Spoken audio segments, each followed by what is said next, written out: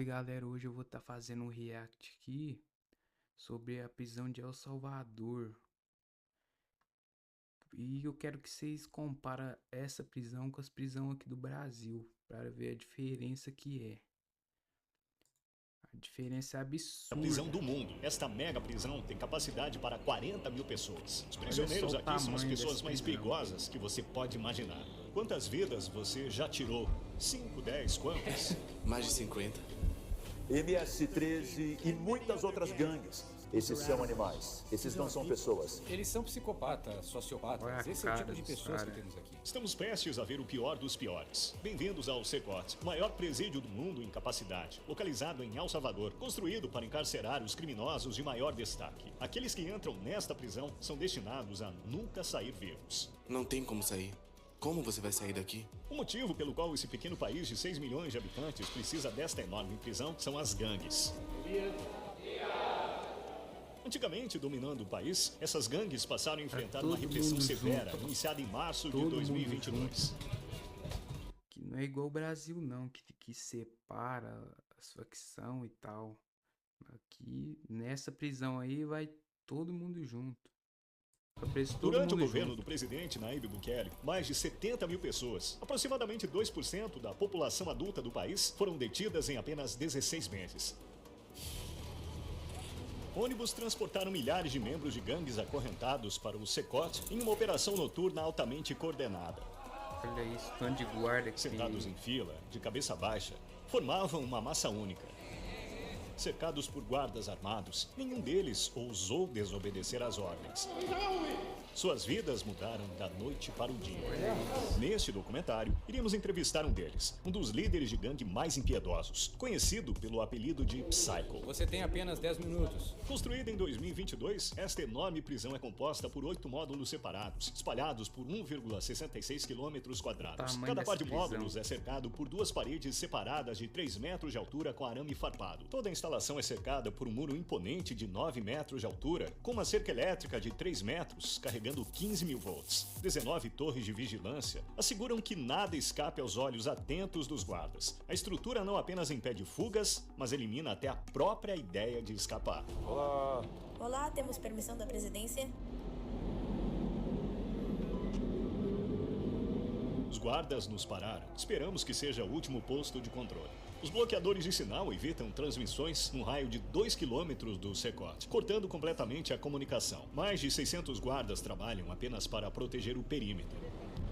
Deixaremos todos os nossos pertences aqui antes de entrar na prisão. Levaremos nossas câmeras e microfones. Só isso. Passe devagar. Olhe para a câmera. O scanner corporal. Esqueci de tirar minha aliança de casamento.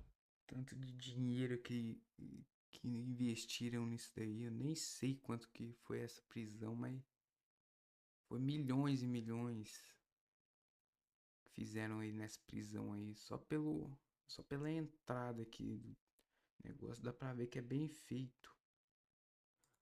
Isso precisa ser guardado ali. Esse scanner de raio-x de alta capacidade mostra até ossos e órgãos internos. É usado principalmente para escanear os recém-chegados, garantindo que ninguém tente esconder algo proibido em seu corpo antes de entrar.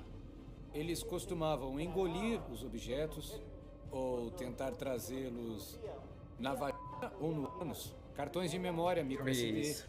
microchips. Cara, faz. E não apenas isso, até carregadores de telefone. Outra busca corporal minuciosa foi feita. Tire os sapatos. Levamos cerca de 1 hora apenas para passar pela segurança, mesmo sendo 1 convidados hora. como imprensa, após meses de solicitações. Os guardas usam máscaras porque estão fazendo um trabalho arriscado aqui. Se forem identificados, pode ser ainda mais perigoso para eles frequentarem as cidades, devido às inúmeras conexões dessas gangues. Então eles precisam manter suas identidades em segredo. Por que você não usa uma máscara? Eu tenho que falar com eles cara a cara, olhando-os nos olhos. Eles já me conhecem, já sabem quem eu sou. Estamos na sala de registro. Essa área é apenas para detentos. Quando um criminoso é capturado na rua, ele não carrega um documento de identidade nem fornece seu nome verdadeiro. Por isso, as digitais e fotos deles são coletadas aqui para serem registradas no sistema.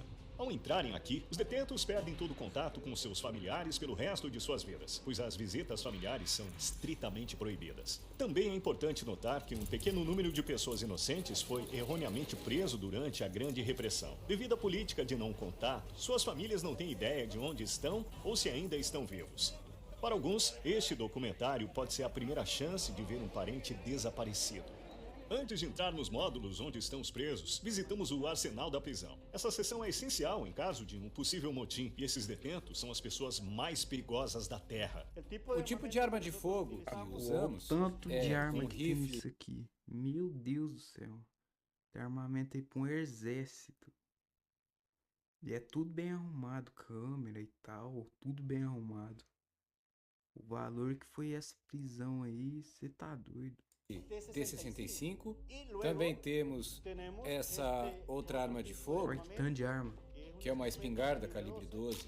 Um rifle Sig Sauer, que nos permite manobrar em espaços apertados. Sempre que os criminosos são presos e levados para o ônibus, são usadas várias algemas e correntes para restringir seus movimentos e minimizar o risco de danos aos policiais. Já teve algum motim aqui? Até agora não houve tentativas de fuga. Seus papéis dentro das estruturas das gangues incluem assassinos de aluguel. O equipamento de controle de motim inclui proteção Olha o para a tamanho cabeça, escudo facial, proteção para o pescoço, arsenal. colete antitrauma, protetores de pernas, caneleiras e, é claro, um escudo. Normalmente, nas prisões, os detentos inventam todo tipo de arma, feita à mão, furadores, facas. Estão totalmente protegidos. Dá pra ver como ele protege os pés. Como a prisão é muito grande, temos que pegar esse ônibus. Estamos entrando na área do módulo. Para manter o país seguro, 1000 membros da equipe trabalham dentro do SECOT. É impossível, mas vamos imaginar que um detento consiga sair da fortaleza. Essas pedrinhas que você vê aqui foram colocadas de forma intencional, porque quando eles caminham sobre elas, funcionam como um sistema de alarme. Elas fazem barulho, eles não podem passar despercebidos. Eles já tentaram escapar? Não.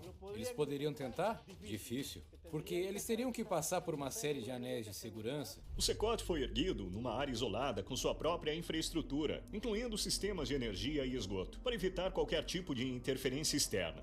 Em caso de corte de energia elétrica ou problema de abastecimento de água, as cisternas e geradores manterão as operações por até uma Caramba, tem semana. até Estou gerador animado, pra prisão. prestes a ficar cara a cara com os criminosos mais perigosos do mundo. É muito tenso. No Brasil você não vê nada disso. No Brasil tem até saidinha pros presos e tal. Aí o cara entra aí e não sai mais não. Estamos entrando em um dos módulos agora. Vemos o terceiro e o quarto módulos, um ao lado do outro. O infrator que entra num desses prédios nunca sairá por essas portas. Em poucos passos, estaremos cercados por mais de 2.500 detentos. É como entrar no meio do caos controlado.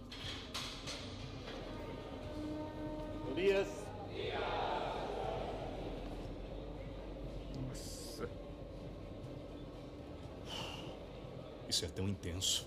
Seus olhos em mim, Tanto. seguindo gente. cada passo meu. Estou fazendo Gente, contato não, visual né? com eles. Gente, não, é São- vagabundo isso aí. Muitos por Gente, aqui. não. Sem palavras. Me sinto desconfortável. Todos usam camisas brancas, shorts e chinelos. Eles não têm mais nenhum outro pertence. A maioria tem pouco mais de 20 anos e foram condenados por crimes graves. Mesmo os criminosos mais infames da história têm, em média, de 20 a 30 vítimas comprovadas. Mas aqui alguns dos detentos são responsáveis por centenas de vidas inocentes. Posso perguntar algo para eles? Não. Se você tiver alguma dúvida, eu respondo pra você.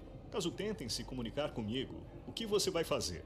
Eu não vou permitir. Eles sabem que posteriormente pode haver uma penalidade por não cumprir uma instrução. Estou curioso para saber qual dos líderes das gangues vão entrevistar. É proibido.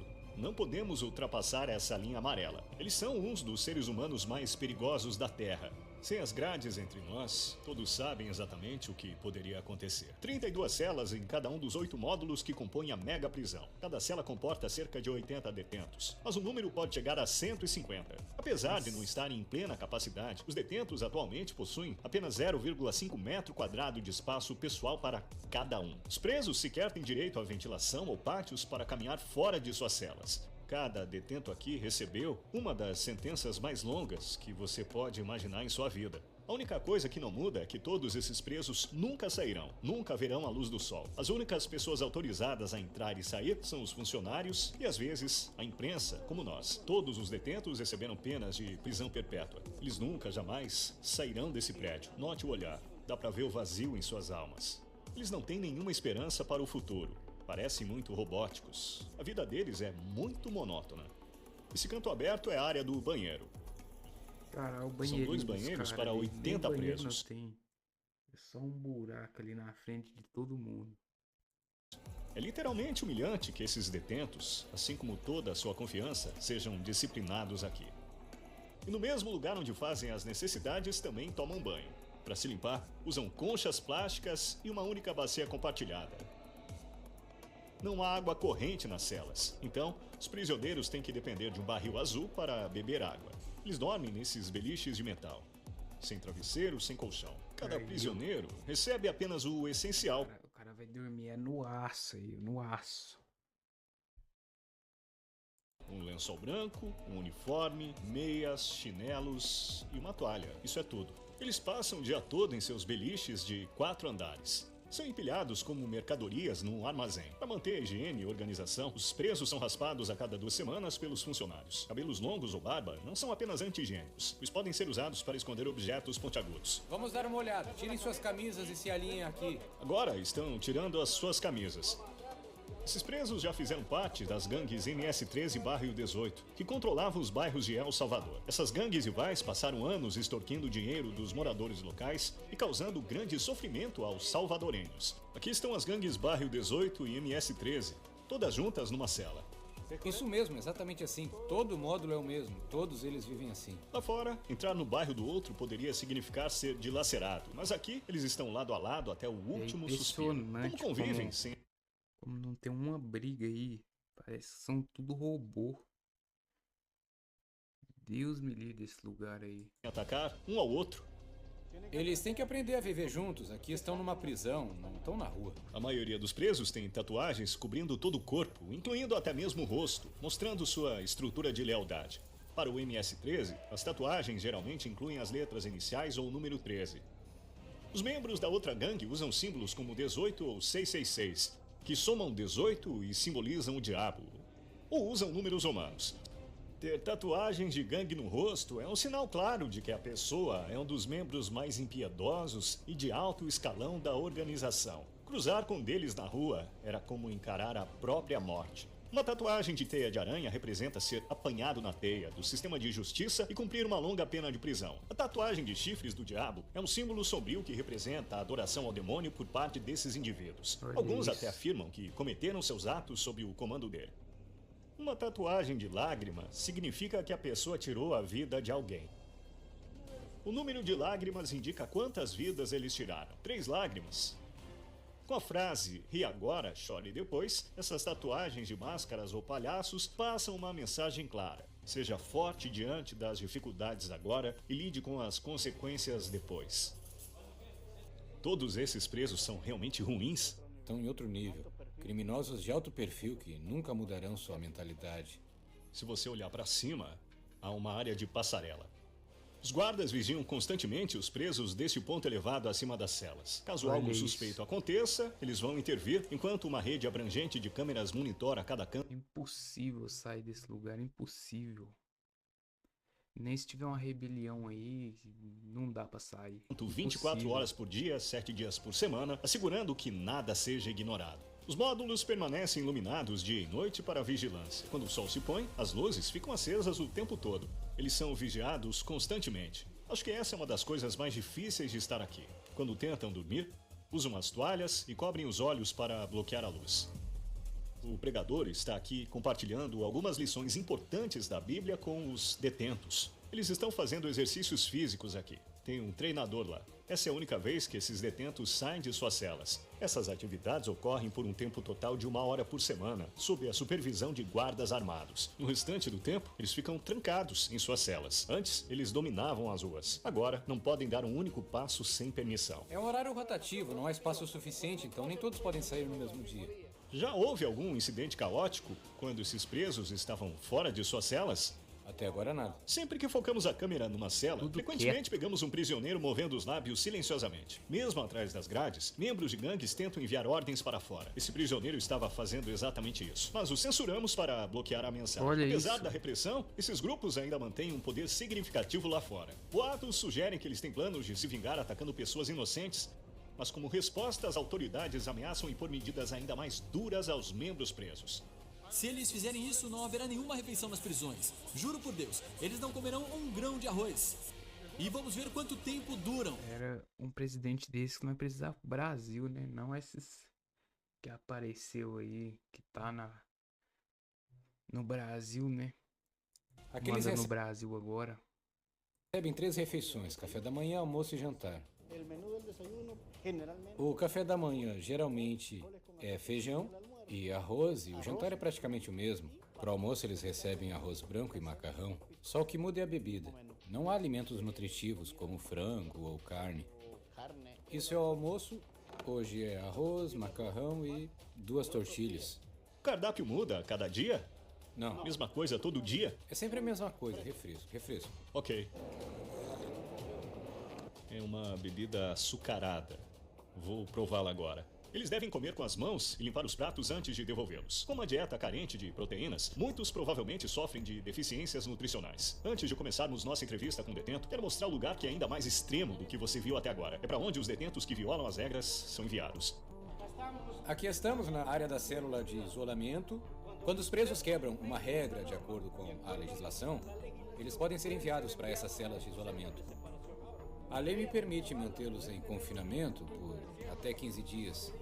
As celas têm portas seladas. A grossura dessa porta. Através dessa grade eu posso vê-los e identificar quem está lá dentro. Nós servimos a comida aqui e também usamos esse espaço para colocar algemas neles antes de abrir a porta, para levá-los para uma atividade. Bem-vindo à cela de isolamento. Caso o preso se comporte mal, ele acaba aqui. Ele não saberá o tempo e nem quanto tempo mais ficará aqui. Por dias ou mesmo semanas. Dormirá nessa cama de concreto sem nunca sair. Ficam isolados do mundo exterior, deixados sozinhos. O cara dorme numa cama de concreto. Com nada além de seus pensamentos. É bem aqui que eles abastecem a água deles. Tem uma bacia de água aqui. Eles pegam água aqui. E é aqui que eles urinam. A bacia para água potável e o vaso sanitário estão lado a lado. O banheiro parece que foi usado recentemente e está sujo, sugerindo que essa cela foi recentemente ocupada. A única luz que eles têm é esse pequeno buraco que mal deixa o sol entrar. Essa abertura também é a única fonte de ar fresco. Qual é o maior desafio sobre a cela de isolamento, na sua opinião? Por dentro você nem vê suas mãos. Quando alguém é isolado, é necessário que tenha algo, um livro, qualquer coisa para manter a mente clara. Mas aqui eles não têm acesso a isso. Não importa o quão duro um criminoso seja, esse tipo de isolamento os quebra. Isso é necessário para o tipo de criminosos que temos aqui. Ficar maluco aí num lugar desse. Ele deve sair daí pior do que já tava num lugar desse. Você tá Pessoas maluco. que em determinado momento se sentiram como deuses, simplesmente decidindo quem vivia e quem morria. Eles podem pedir perdão a Deus e que Deus os perdoe, mas aqui a justiça deve ser feita para tantas vítimas e é o mínimo que eles merecem. Iremos entrevistar um preso com 34 anos de histórico criminal, dos quais 25 foram passados como membro de um grupo de rua. Você tem apenas 10 minutos. Nem mesmo 12 guardas são suficientes para garantir a segurança ao redor deste preso. Remova a máscara. Qual o seu nome? Meu nome é Marvin Ernesto Medrado Vasquez. Qual sua idade? Eu tenho 41. Não parece ter 41. Você parece mais jovem, uns 35 anos. Você me disse uma coisa boa porque eu me sinto velho. Posso ver as tatuagens? MS-13. Quando você se juntou a essa organização criminosa? Em 2004, mas comecei meu registro criminal quando eu tinha 11 anos.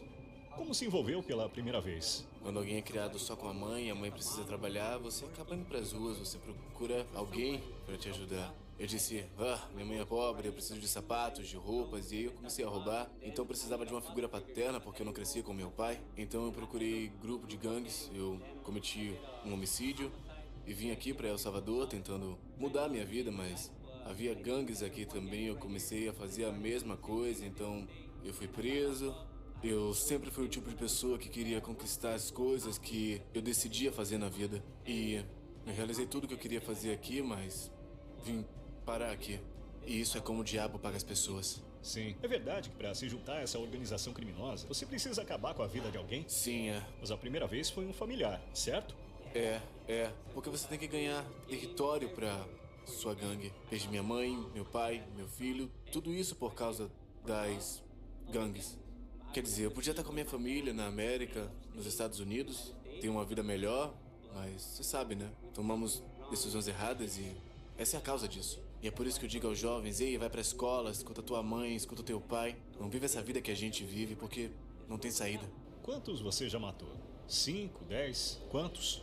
Não, se você falar sobre o que eu costumava fazer depois da prisão, provavelmente seriam mais de 50. Provavelmente Nossa. sim. Já matou mais de 50 pessoas já. Você tá maluco?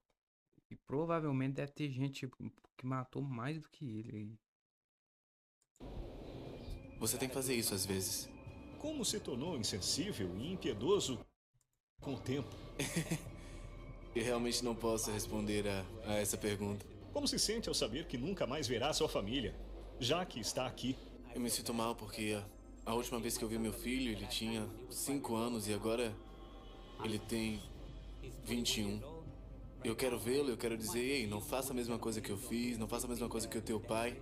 Tenha uma vida melhor. Suas vítimas nunca mais verão seus entes queridos. Você também nunca verá sua família. Como você lida com suas emoções? Como sentir falta de alguém? Eu me sinto mal. Às vezes eu digo, eu deito na minha cama, eu penso em muitas coisas, às vezes eu choro. Qual sua motivação para se manter vivo?